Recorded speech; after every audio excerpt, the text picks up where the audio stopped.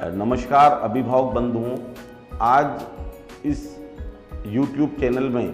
मैं आपको विद्यार्थियों से जुड़े हुए अध्यापन की जानकारी भी देना चाहूँगा।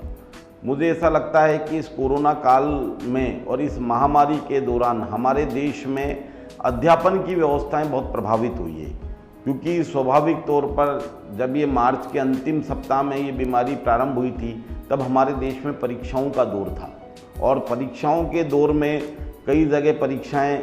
कई विद्यालयों ने परीक्षाएं आयोजित कर ली थी और कई की बाकी रही थी। इस लगभग 100 दिन की बीमारी के बाद कई सरकारें यह नहीं तय कर पाई है कि आगे से अध्यापन की व्यवस्था क्या हो।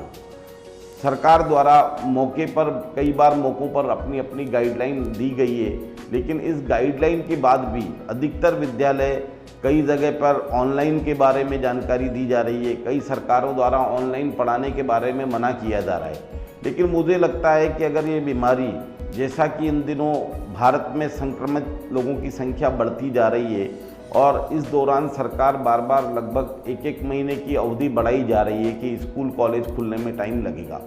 कई माँ बाप के दिमाग में आज ये प्रश्न है कि हमारा बच्चा कब स्कूल जाएगा और स्कूल अगर वो जाता है और सरकार की क्या गाइडलाइन आएगी, और अगर गाइडलाइन आ भी जाती है तो कई बार माँ बाप के दिमाग में एक प्रश्न है कि वो इसको स्कूल भेजें ना भेजें बच्चे को। तो इस दौरान मेरा मानना है, क्योंकि अब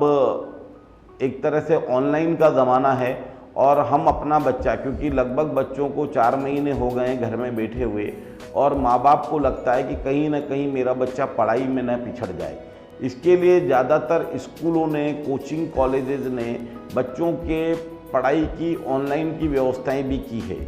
लेकिन मैं आपको ये बताना चाहूँगा कि जब भी बच्चा, विद्यार्थी अपना अगर ऑनलाइन अध्ययन करे तो उसके लिए भी कुछ हमें टिप्स का ध्यान रखना चाहिए। एक तो हमें जो बच्चों को हम गैजेट्स उपलब्ध करा रहे हैं उसका समय निर्धारित करना चाहिए कि वो विद्यार्थी उस समय ही पढ़े जिस समय स्कूल में या कोचिंग क्लासेस में उसकी क्लास लग रही है। उसके बाद वो विद्यार्थी उन गैजेट्स का इस्तेमाल न करे। दूसरा मेरा मानना है कि उसको हमें एक पर्याप्त दूरी विद्यार्थी को अपने लैपटॉप वगैरह से बनाए रखना चाहिए ताकि उसकी आँखों पर लगातार प्रभाव न हो।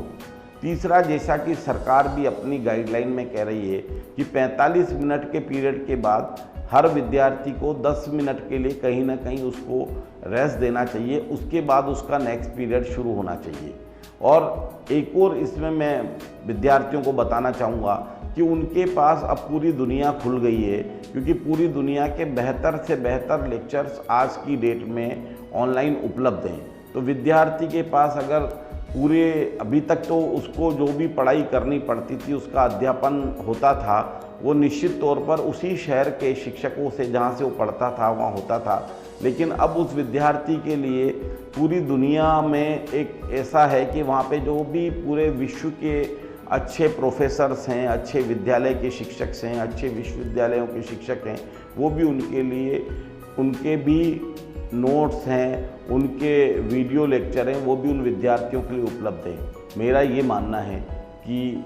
क्योंकि एक लंबा अवधि ऐसी हो चुकी है जब विद्यार्थी अपने घर पे ही है और स्वाभाविक तौर पर माँ बाप के दिमाग में एक प्रश्न और है कि इनके स्कूल कब खुलेंगे, और अगर स्कूल खुल भी गए तो कहीं हमारा बच्चा कोरोना से संक्रमित तो नहीं हो जाएगा। तो मेरा ऐसा मानना है कि माँ बाप को इस समय अपने घर पर ही रहकर विद्यार्थी को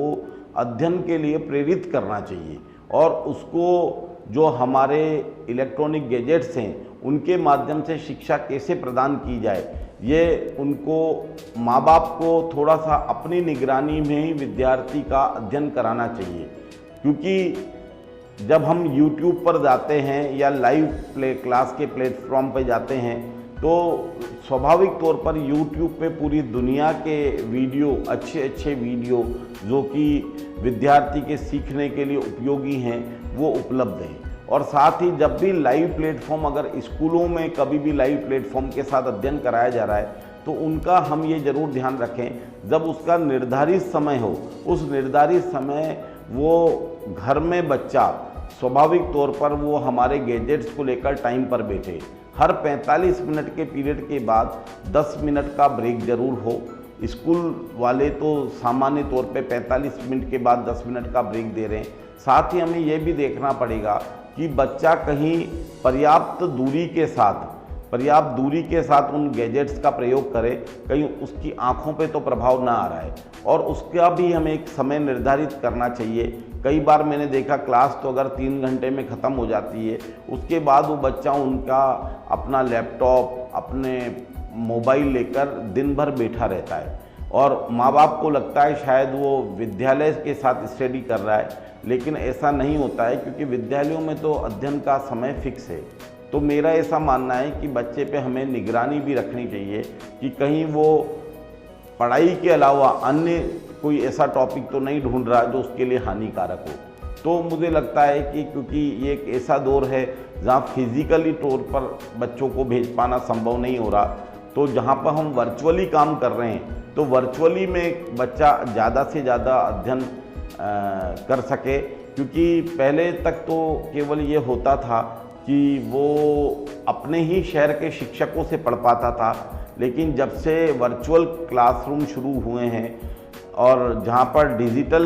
एक प्लेटफॉर्म बच्चों को मिले हैं, वहाँ पूरी दुनिया उसके लिए खुल गई है। वो विश्व में अच्छे से अच्छे स्कूलों और अच्छे से अच्छे शिक्षकों का भी उनका जो रिकॉर्डेड लेक्चर होते हैं उनका अध्ययन कर सकता है। और स्वाभाविक तौर पर इंटरनेट पे तो एक खजाना है जो